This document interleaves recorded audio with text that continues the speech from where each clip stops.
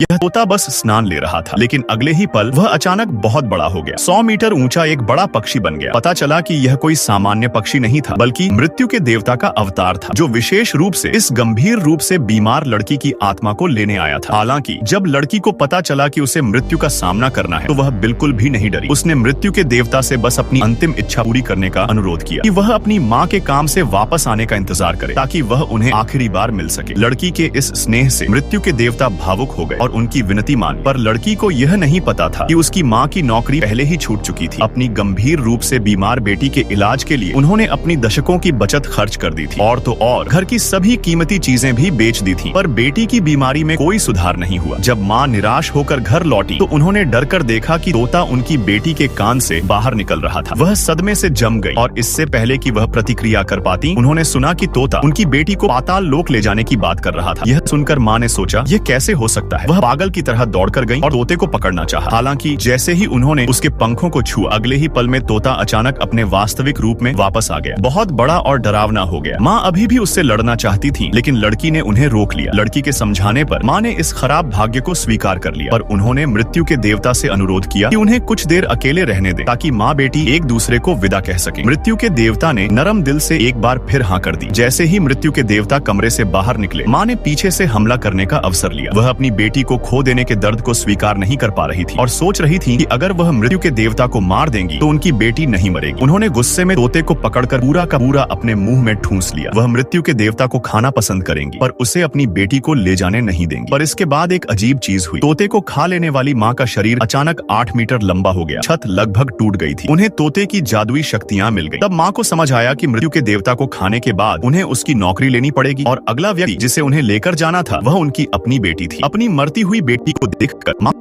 से तोते को थूक दिया और अंततः वास्तविकता को स्वीकार कर लिया। आखिर में लड़की अपनी माँ के गर्मजोशी भरे आलिंगन में बिस्तर पर शांति से लेटी रही, और एक पंख की तरह धीरे से चली गई, और तोता उसकी आत्मा को धीरे से उठाकर दूर आकाश में उड़ गया।